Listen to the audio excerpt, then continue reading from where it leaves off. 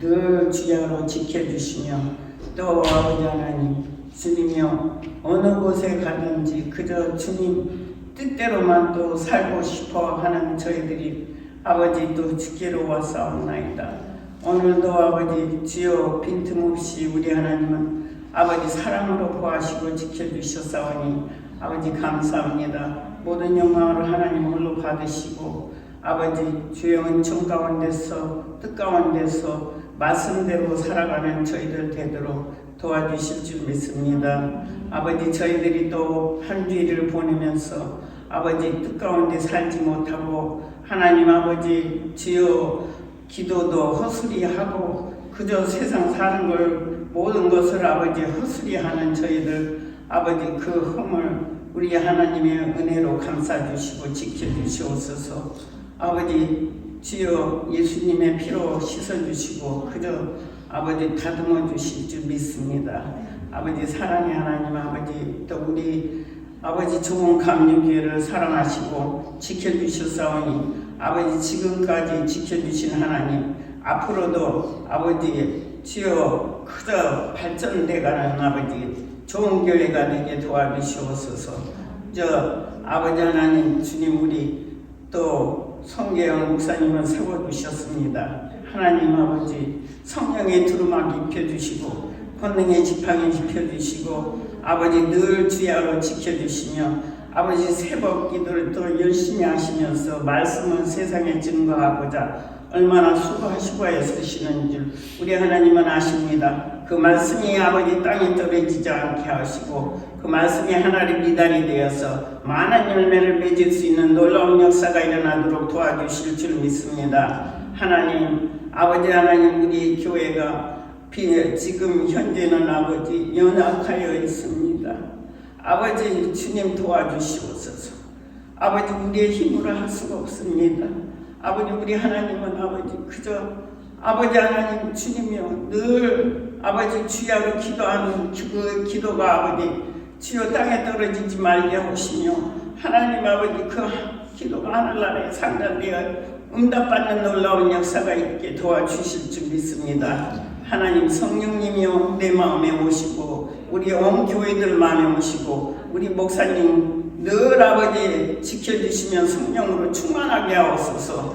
그 말씀을 증거하실 때 오늘도 아버지 말씀을 증거하실 때 그 말씀이 아버지 생명의 말씀이 되게 도와주실 줄 믿습니다. 아버지 능력 있는 말씀이 되게 도와주시옵소서. 아버지 주여 절대로 아버지 그 말씀을 헛되이 듣지 않게 도와주시고 아버지 감동을 받을 수 있는 귀한 말씀 되게 도와주실 줄 믿습니다. 아버지 우리 교회 아버지 구석구석마다 우리 하나님이 아버지 참견하여 주시고 지켜주시고 정말 아버지 하나님 주님이여 여성계를 우리 하나님 축복하여 주실 부흥되는 놀라운 역사가 일어나게 도와주시옵소서. 아버지 주여 어서 또 아버지 남성계도 세워주셔서 아버지 정말 강건한 아버지 교회가 되게 도와주시옵소서. 아버지 주님이 하시지 아니하시면 아버지 우리는 우리 힘으로 능으로 할 수 없습니다. 오직 하나님의 힘으로 할 수 있는 일들 아버지 도와주시죠. 주의 전에 아버지 그냥 두시지 마시고 아버지 사랑하시고 지켜주셔사오니 아버지 앞으로도 계속 아버지 주님 앞에 가는 날까지 천국 가서 정말 할렐루야 우리 하나님을 찬양하는 날까지 우리 하나님 늘 기쁨의 교회 아버지 찬양의 교회 기도하는 교회 아버지 주여 순전하는 교회가 되게 도와주시옵소서.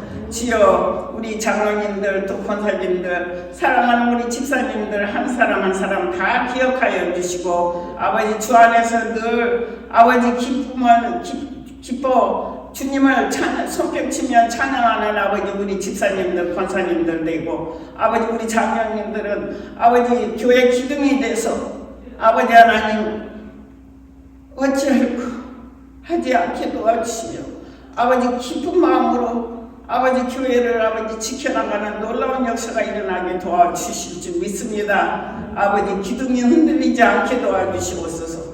늘 아버지 주여 강건한 기둥이 되고 정말 기도하는 우리 장로님들에게 도와주실 줄 믿습니다. 아버지 우리 하나님의 역사하여서 이 시간에도 아버지 이 부족한 죄인 아버지 하나님 기도하게 도와주신 우리 하나님 지금은 아버지 예전 같지 않고 기억력이 많이 떨어져서 정말 아버지 정말 마음에 아버지 여러 가지로 정말 하고 싶은 것은 너무 많으나 내 몸이 따라주지 않아서 할 수가 없는 때가 너무 많습니다. 불쌍히 여기시고 하나님 힘주시고 능력 주셔서 늘 주의 일에 힘쓰게 도와주시옵소서. 우리 집사님들도 사랑으로 감싸고 늘 보여줄 수 있는 아버지 저의 아버지 저가 되게 도와주시고 우리 목사님도 아버지 늘 아버지 사랑으로 주의 성도들을 감싸고 보호하시고 지켜주시고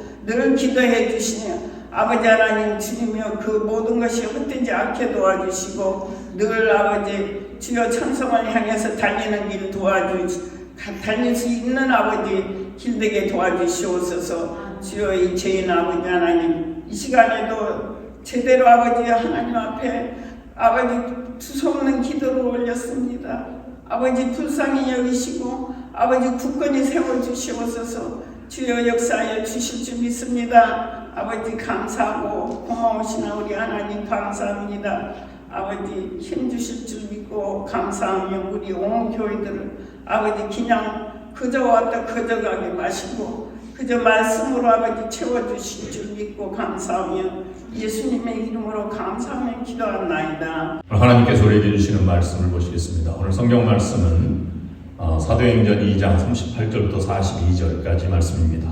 베드로가 이르되 너희가 회개하여 각각 예수 그리스도의 이름으로 세례를 받고 제사함을 받으라. 그리하면 성령의 선물을 받으리니 이 약속은 너희와 너희 자녀와 모든 언제 사람 주 우리 하나님이 얼마든지 다시 자들에게 하실 것이라 하고 또 여러 말로 확증하며 권하여 이르되 너희가 이 패역한 세대에서 구원을 받으라 하니 그 말을 받은 자들은 세례를 받으니 이라의 시조의 수가 3,000이나 더하더라. 다 함께 그들이 사도의 가르침을 받아 서로 교제하고 떡을 떼며 오로지 기도하기를 힘쓰니라. 아멘.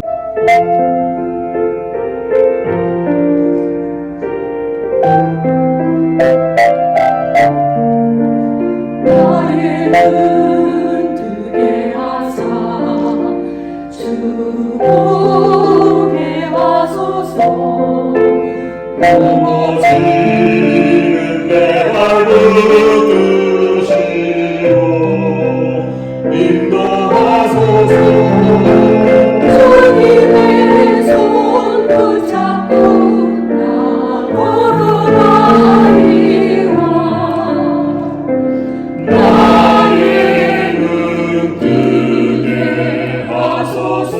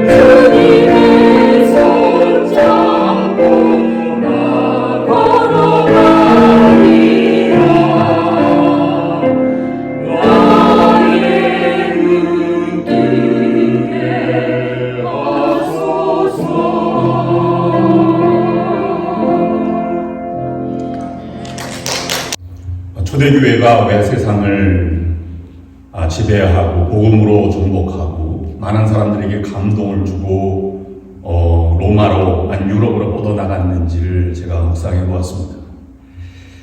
한마디로 말하면 그들은 교회에 와서 위로를 받고 용기를 얻어서 세상으로 나아갔다는 특징을 가지고 있습니다. 물론 하나님께서 주시는 위로와 또 용기, 믿음을 회복하였을 것이고 교우들 간에도 서로 세워주고 그 다음 용기를 얻고 위로받고 나아갔다 하는 것이 특징이 아닐까 하는 생각을 해보았습니다. 오늘날도 교회에서 하나님의 위로와 음성을 듣고 또 감동을 받고 나아갑니다. 그런데 때로는 우리가 하나님의 위로를 받지만 교우들에게 상처받아서 예수님은 좋지만 나는 교회 가기 싫어 하는 그런 기독교 반기독교주의가 우리 주변에 얼마나 많이 있는지 이런 안티 기독교 세력도 공공연하게 단체로 활동할 정도로 그렇게 많이 늘어나고 있습니다. 초대교회를 닮아가는 그런 용기 있는 아니면 사람을 세우고 다시 일으켜 세워서 주변을 나도 감동받고 힘을 얻고 주변도 감동을 전해주는 그런 우리 좋은 연합감리교회가 될 수 있기를 주님의 이름으로 축원합니다. 우리는 연약하다고 말하는데 연약하지 않습니다. 초대교회가 우리 교회 수준, 이보다 못한 교회나 아니면 더 많은 교회나 이렇게 돼 있을 것입니다. 우리가 하나가 되어서 용기를 얻으면 우리도 해나갈 수 있다 하는 생각을 해보게 됩니다. 사람이 모일 때 힘이 되는 경우가 있고 아니면 힘이 빠지는 경우가 있어요. 나에게 힘이 빠지게 하는 경우는 주로 몇 가지 특징이 있는데 자기를 자랑하거나 아니면 상대방을 비난하거나 아니면 잘못을 지적하거나 핀잔을 주는 경우가 힘을 빠지게 만드는 경우입니다. 상처를 받는 경우죠. 자기를 자랑하는 것은 교만한 모습이기 때문에 우리는 그 마음속으로 자랑을 듣긴 하지만 자기만 잘나구나 이런 생각이 속으로 침몰해서 반대 역작용을 불러일으키게 만듭니다. 비난이나 잘못을 지적하거나 당신 잘 되라고 하는 소리야, 집사님을 위해서 하는 말이야 라고 하는 말도 듣긴 듣지만 심판자가 된 것 같아서 왜 내 인생의 간섭이야 이렇게 생각을 하게 되는 경우도 있어서 그렇습니다. 인간은 모두가 타락한 존재예요. 하나님의 은혜가 필요한 그런 존재일 뿐입니다. 누구도 그 위에 군림할 수 없으며 하나님 앞에서 평등한 존재라고 하는 것을 우리가 삶으로 실천해내는 것이 중요합니다.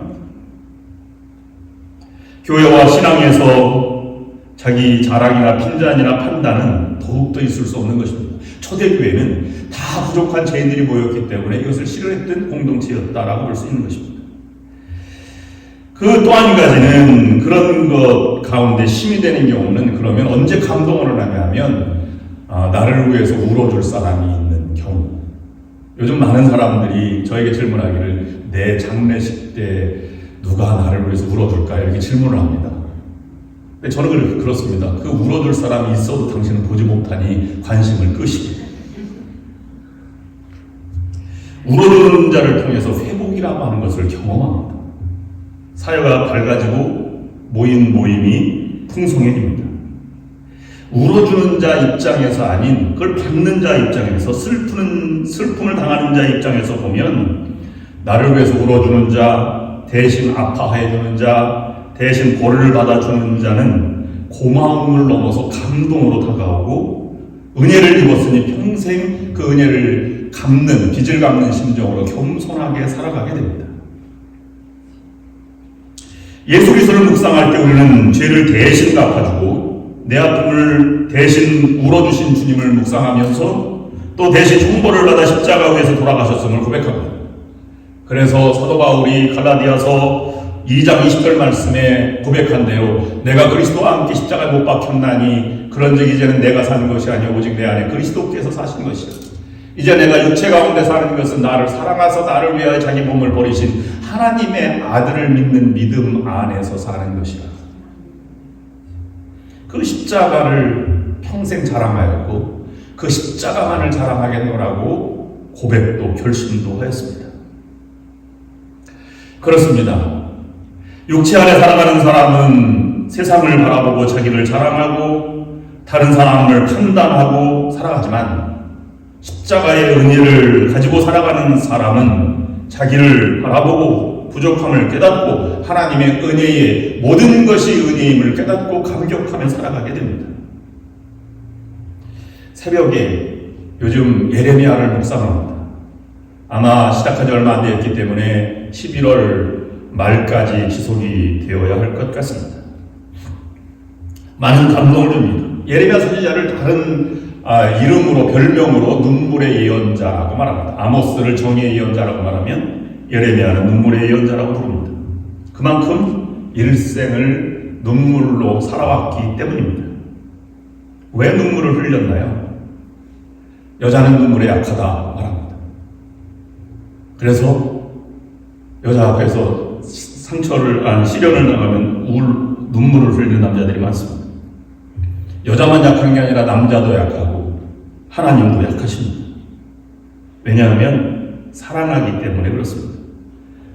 눈물이 얼마나 중요하냐 하면 그 눈물은 곧 사랑입니다. 그래서 유행하는 말이 사랑이 무엇냐고 물으신다면 눈물의 씨앗이라고 말하겠어요. 아마 부정적인 의미에서 썼겠지만 돌려서 말하면 사랑은 눈물이다 볼 수 있습니다. 눈물이 다른 사람을 사랑해서 흘려지게 됩니다. 또 하나의 눈물은 받은 은혜가 감격하여 눈물을 흘리게 됩니다. 눈물을 흘리는 자의 특징은 내가 잘났다가 아니라 나는 해준 게 없고 부족하다, 미안하다. 사랑이 눈물입니다. 눈물이 사랑이지. 지난 10월 11일 날 평생 제가 목회하던 권사님 한 분이 하나님의 부르심을 받으셨습니다. 92세신데 그가 마지막 통화를 할 때 목사님 저는 잘 있습니다. 목사님 잘 계시죠? 이렇게 안부를 물으셔서 가슴이 무너졌습니다. 마지막 하는 순간에도 다른 사람을 위해서 기도하고 울어주고 목사님 참 안 됐습니다. 늘 기도합니다. 이렇게 마지막 순간까지 말씀하셨던 권사님이 기억이 납니다. 권사님은 한 번도 모든 예배에 빠지신 적이 없고 한 번도 부정적인 말을 한 적이 없습니다. 그것 때문에 많은 사람이 감동하였고 목회자도 감동을 하였습니다. 왜 눈물의 예언자라고 말하느냐 하면 예레미야는 동족들로부터 살해 위협을 받고 구덩이에 던져지기도 하였고 여러 가지 어려움을 당했지만 예수님처럼 것을 다 막아들여서 민족을 위해서 기도했던 사람입니다. 심지어는 하나님께서 얼마나 예레미야에게 이런 말씀도 하였습니다. 예레미야서 7장 16절 말씀 보면 그런즉 너는 이 백성을 위하여 기도하지 말라. 그들을 위해서 부르짖어 구하지 말라. 내게 간구하지 말라. 내가 내게서 듣지 아니하리라. 내 기도를 아무리 안 해도 난 저 백성들은 들어주지 않겠다. 기도를 들어주지 않겠다. 라고 말할 정도로 기도하지 말라고 했습니다. 그럴 때 예레미야는 찢어지는 가슴을 안고 동족들을 위해서 눈물로 기도했습니다. 왜냐하면 그렇게 말하는 아버지 하나님의 심정을 알았기 때문입니다. 그래도 돌아오기를 바라지 내게로 돌아오기를 바라는 하나님의 마음을 알기 때문에 그렇게 눈물로 기도했던 것입니다. 그래서 하나님의 꿈, 하나님의 바람, 하나님의 소원을 이루어드리기 위해서 은혜에 감격하며 순간순간을 살아가게 됩니다. 여러분들도 그런 은혜를 누리며 살아가는 여러분들이 될 수 있기를 간절히 주님의 이름으로 축원합니다. 그런 반면에 그러면 예레미야의 이런 사랑을 백성들은 알았느냐 하면 알지 못했습니다. 이스라엘 민족은 멸망하는 순간까지도 그것을 깨닫지 못하고 돌아오라고 하는 예언자의 말을 그냥 허투루 들었고 자기 생각대로 살아갔습니다. 그래서 심지어는 9장 23절 말씀에 이렇게 말합니다. 여호와께서 이와 같이 말씀하시되 지혜로운 자는 그의 지혜를 자랑하지 말라. 용사는 그의 용명을 자랑하지 말라. 부자는 그의 부함을 자랑하지 말라. 멸망의 시기가 곧 다가오고 멸망이 얼마나 처참한 광경인지 예레미야를 통해서 보여주면서 하나님은 이렇게 말합니다. 그 순간까지도 세상에 자랑을 일삼았던 이 이스라엘 백성들의 모습을 보여주고 있는 것입니다.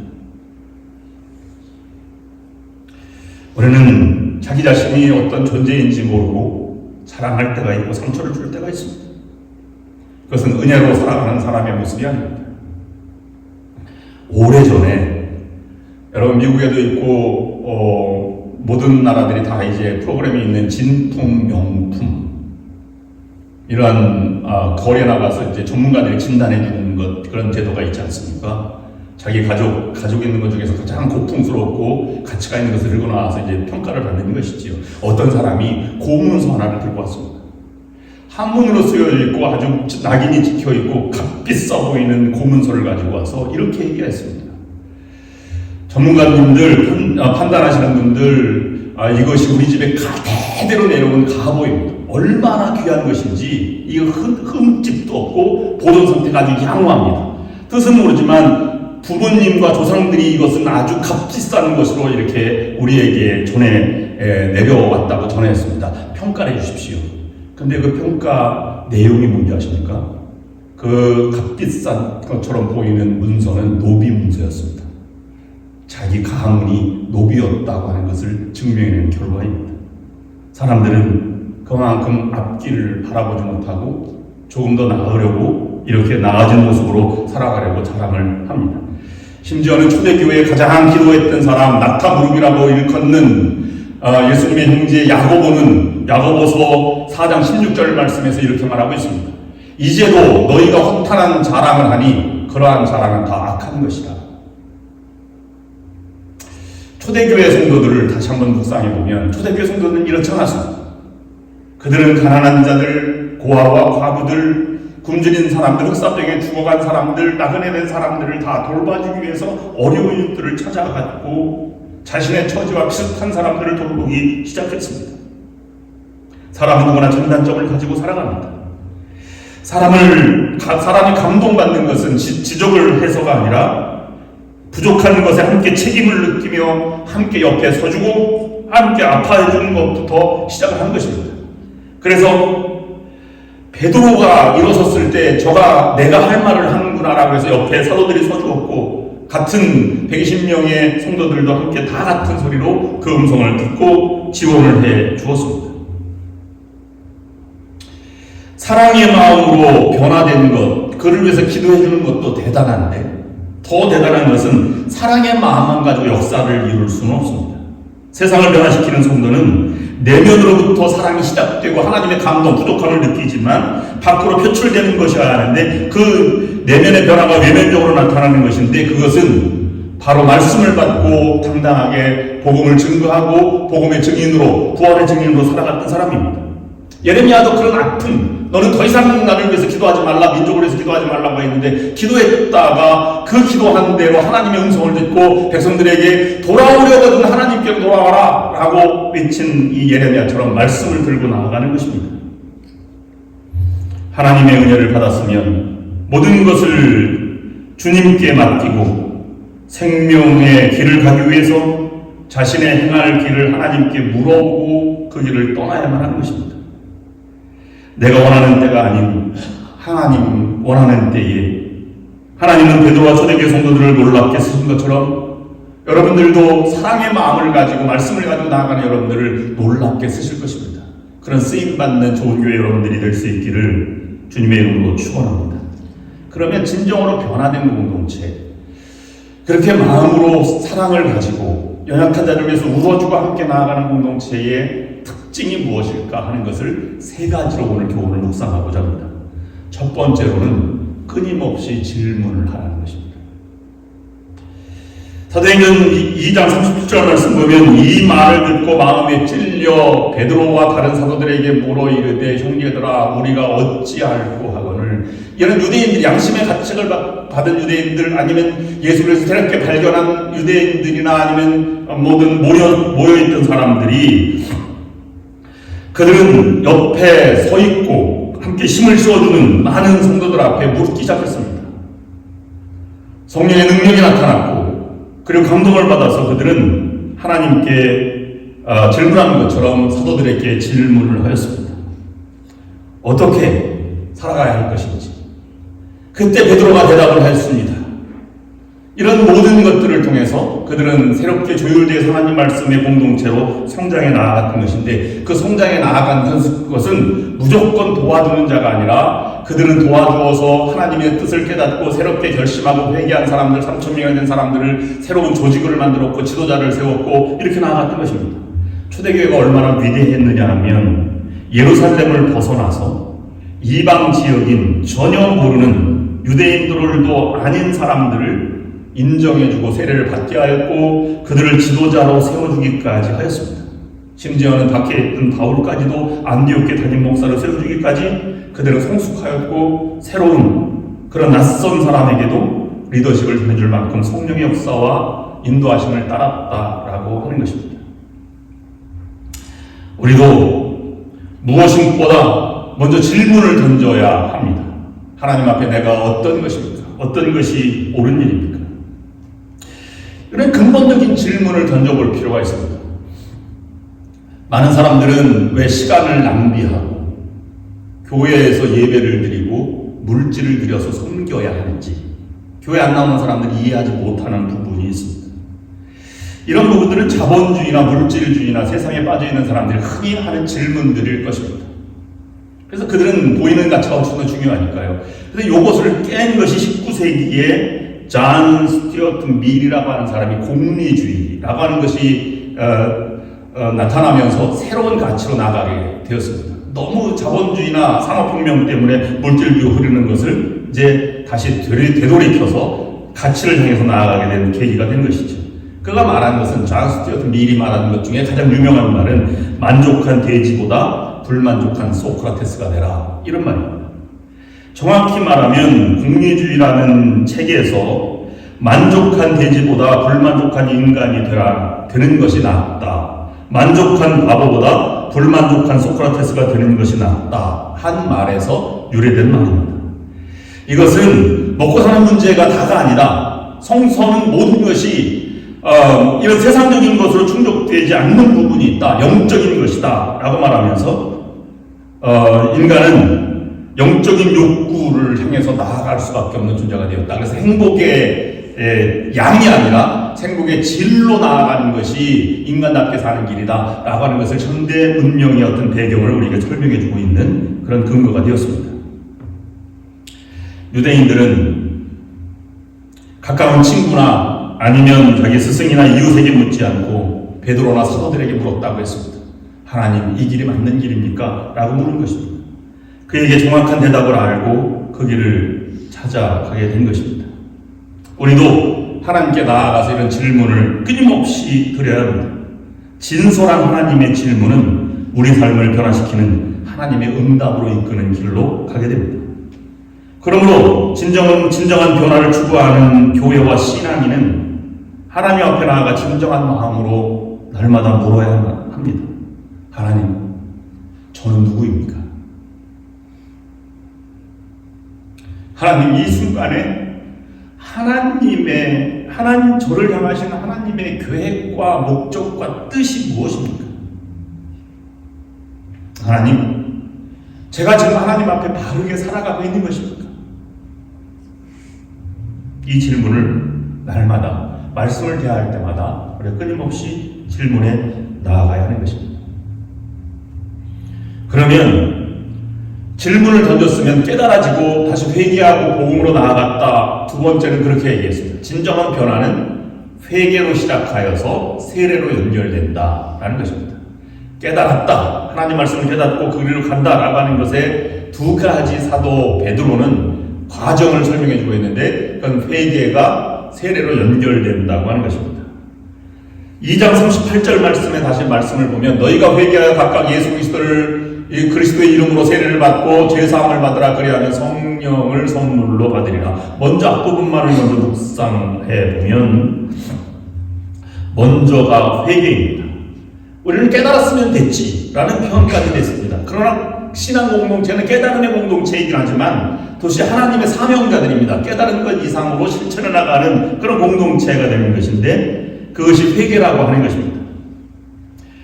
회개 없는 삶의 변화는 포장만 바꾼 것에 지나지 않습니다.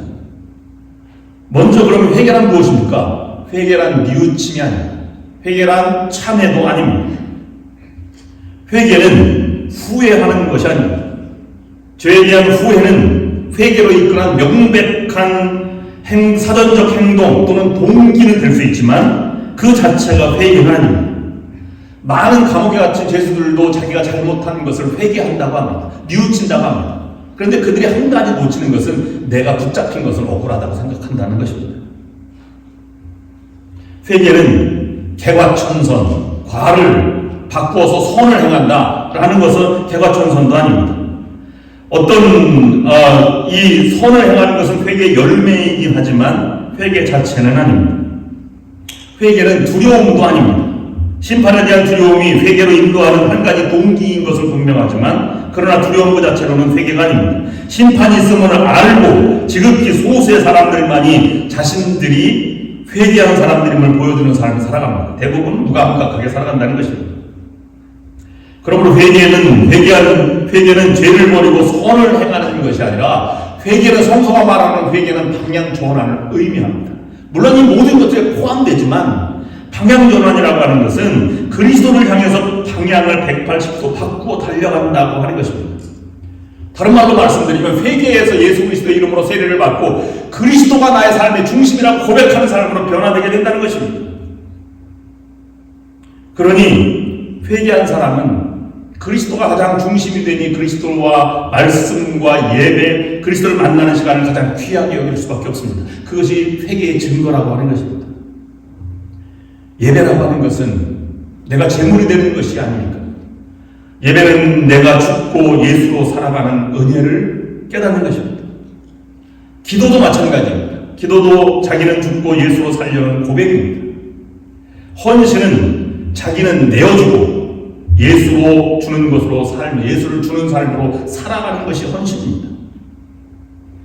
그러므로 기도가 하나의 축복을 받는 방패가 아니라 방향을 전환했으니 그리스도에게로 나갔으니 그리스도에게 기도하는 자체가 복입니다.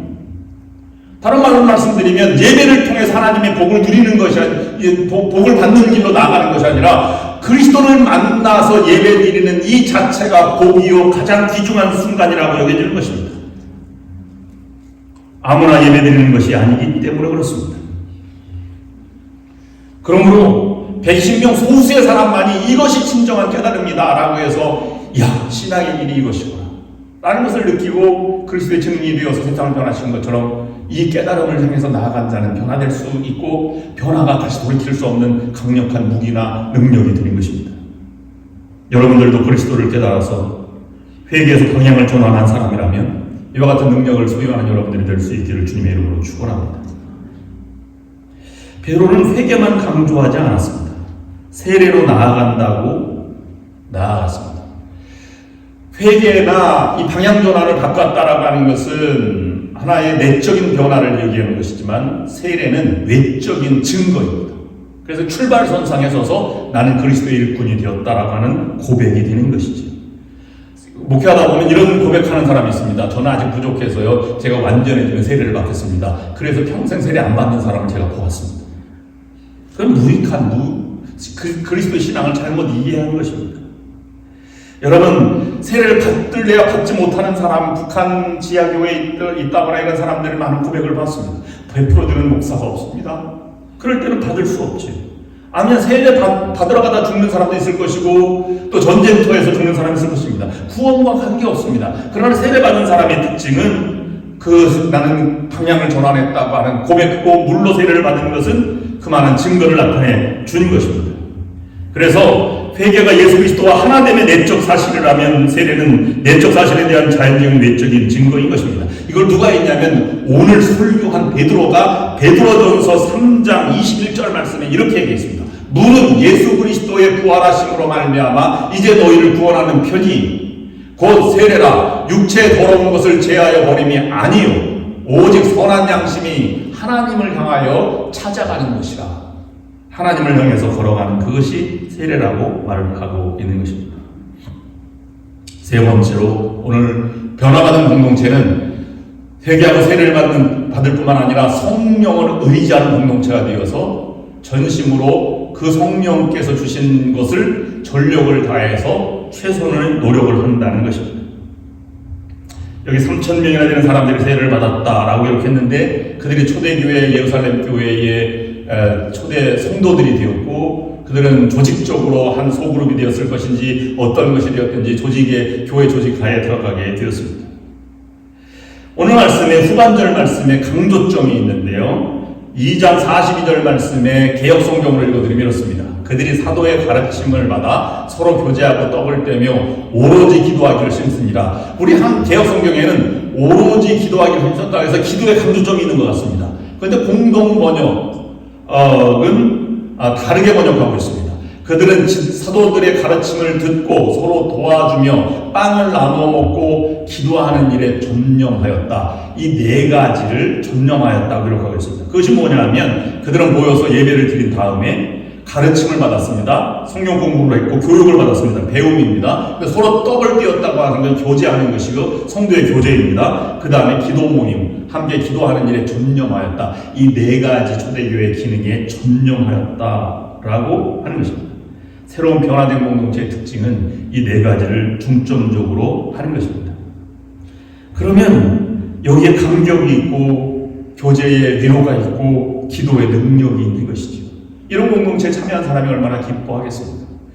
제가 제자훈련을 주로 지금까지 해왔는데요. 제자훈련에는 현장학습이 있어서 훈련받을 때 남가주 사랑의 교회 한 6,000명 정도 예배드리는 남가주에서 비교적 제일 큰 교회 중에 한 교회에서 이제 훈련을 받는데 제가 깜짝 놀란 것이 있습니다. 거기 가면 여기 우리 예배당 뒤에 라비에 예수님이 제자들의 발을 씻기는 것이 형상화되어 있습니다. 근데 거기에 하는 작은 글씨가 써 있어요. 예수님의 얼굴을 보기를 원하십니까? 무릎을 꿇으십시오. 그러면 보입니다. 이렇게 되어 있습니다. 그래서 많은 사람이 이제 들어가다 무릎을 꿇고 예수님을 바라보고 들어가기도 하고 그렇습니다. 그 글귀가 써 있으니까 그렇게 된 것이죠. 그런데 예배를 드리는데 한 2,000여 명이 이제 뭐 몇 프로, 3, 4% 드리는 그런 예배인데 우리 교회랑 예배 형식이 비슷합니다. 찬양단이 있고 그 다음에 기도 시간이 있고 이렇게 좀 진행됩니다. 근데 많은 사람들이요 예배 드리면서 중간에서 눈물을 많이 흘려요. 그 다음에 예배 끝나고 찬양 부를 때도 눈물을 흘리고 예배 끝날 때도 떠나지 않더라고요. 하는 시간을 이렇게 거기 기다리고 이렇게 감격하고 새롭게 결단하는 것 같습니다. 그런 모임이 있는 것을 보고 야 정말 이런 교회가 희망이 있구나 하는 생각을 가져보았습니다. 아마 우리 교회도 이런 변화가 있게 될 줄로 믿습니다. 하나님의 은혜를 받고 용기를 얻어서 새롭게 나아가면 네 가지 특징이 반드시 나타나게 됩니다. 예배의 감격, 그 다음 배움의 열정, 그 다음에 서로 나눠주고 도와주는 성도의 교제, 그 다음에 연약한 자를 위해서 기도해주고 하는 중보기도의 능력. 이것이 교회를 살리고 살아있는 변화된 공동체의 특징입니다. 그런 측면에서 보면 우리는 다시 한 번 더 한 가지를 잡으면 오늘 본문 말씀 2장 38절 말씀 보면 너희가 회개하여 각각 예수 그리스도의 이름으로 세례를 받고 제사함을 받으라. 그리하면 성령을 선물로 받으리라 라는 말에 성령을 선물로 받았다는 말에 묵상을 해보았습니다. 여러분 선물은 어떤 것입니까? 내가 요청한 것은 선물이 아니죠. 그건 구매한 것이나 아니면 요구사항이 되는 것이죠. 선물은 기대하지 않았던 걸 받는 것이 선물 아닙니까? 그건 주는 대로 받는 것이죠. 성령을 선물로 받았다는 것은 선물로 주신 하나님의 모든 것을 받아서 전심을 다했다고 하는 것을 특징을 가졌습니다. 그래서 한 가지로 준비해 주신 것에 목숨 걸고 나아가는 이 초대교회 성도들의 모습을 바라보게 된 것입니다. 내 뜻대로 한 것이 아니라 하나님께서 주신 말씀을 통해서 최선을 다해 노력했다라고 하는 것입니다. 사순절기가 되면 사순절 새벽 기도를 하는데 우리 교회도 아마 하게 될 것이고 해왔을 것이고 많은 교회들이 하고 있습니다. 제 친구 이야기를 들려드리면서 마치도록 하겠습니다. 서울 배강교회 이학성 목사가 4년 전에 신문에 이렇게 나왔던 기사를 제가 읽고 깜짝 놀랐습니다. 그날 사순절일 때에는 이렇게 선포를 했습니다. 나의 생명, 나의 자랑, 십자가라는 주제를 이렇게 현수막을 걸고 그 다음에 다른 쪽 현수막에는 이렇게 걸었습니다. 올해 사순절은 한 번도 만난 적 없는 사람을 위해서 기도하는 사순절을 보내자라는 표를 얻었습니다. 그렇게 기도를 시작했는데 누군가의 어떤 소식에 의해서 한 당진에 사는 당진 남지방 소망교회 최연순 목사의 소식을 전해오게 되었습니다. 근데 그것을 교우들이 다 기도하였습니다. 급성 간염으로 치료받던 중 신장 합병증이 발생해서 간 이식 수술을 받아야 되는데 연약한 동천교회가 감당할 수 없다는 소식을 듣고 배광교회가 헌금해서 도와주기로 하고 그 자리에서 3천만 원 헌금해서 간 이식 수술을 성공했다는 기사입니다. 이것을 보고 저는 생각했습니다. 그 목사님이 하는 말이 없어서 못하면 있을 땐 안 한다, 이런 설교를 한 적도 있습니다. 우리가 성령의 선물로 준다는 것은 성령의 감동을 주시는 것이죠. 근데 대부분 감동으로 머물러 있습니다. 그런데 초대교회는 그 감동을 주신 것으로 담임 목사도 세우고 가난한 사람도 도와주고 자기 생명도 내어주고 이렇게 하는 것으로 나아갔다고 하는 것은 모두가 다 그런 감동의 사람이 되었다는 것입니다. 그런 초대교회에 변화된 공동체가 우리가 닮아가야 할 교회입니다. 여러분을 내려놓으십시오. 하나님이 이끄시는 대로 걸어가십시오. 보이지 않는 길이지만 그 길을 걸어갈 때 하나님이 능력을 주시고 하나님이 더 큰 길로 인도해 주심을 믿습니다. 결론입니다. 아직도 이와 같은 구원의 세계를 발견하지 못하셨다면 이 시간 예수님을 여러분의 구주로 받아들이시길 바랍니다. 그리고 세상을 향해서 나아가지 마시고 주님을 향해서 방향을 바꾸셔서 한 걸음씩 나아가시는 여러분들이 될 수 있기를 바랍니다. 그리고 다른 곳에 아닌 교회를 중심으로 해서 신앙생활에 최선을 다해서 함께 해 나가시기를 바랍니다. 그러면 성령께서 도와주실 것입니다. 오래전에 구원을 받으셨습니까? 그렇다면 하나님께 나아가셔서 자신의 모습에 대해서 솔직하게 물어보시기를 바랍니다. 하나님, 내가 가는 길이 바릅니까? 나는 누구입니까? 하나님 반드시 답을 주십니다. 그 답에 여러분 생명을 걸고 신앙을 걸고 그 길로 걸어가시는 여러분들이 될 수 있기를 주님의 이름으로 축원합니다. 이제는 하나님의 사랑과 은혜가 이 예배당을 나아가 세상의 삶을 살아가는 동안 주님과 동행하는 발걸음마다 인도하여 주옵소서. 금보다 귀한 믿음을 가지고 세상을 향해 나아갑니다. 우리가 만나는 모든 사람마다 주님의 축복을 나누며 살아가게 하옵소서. 이제 가정으로 학교로 우리의 삶의 일터로 돌아가는 여기에 모인 모든 성도 위에 그리고 저들의 가정과 하는 모든 일 위에 성부 성자 성령의 역사인도 교통하심이 지금부터 영원토록 함께하옵시기를 간절히 축원하옵나이다. 아멘.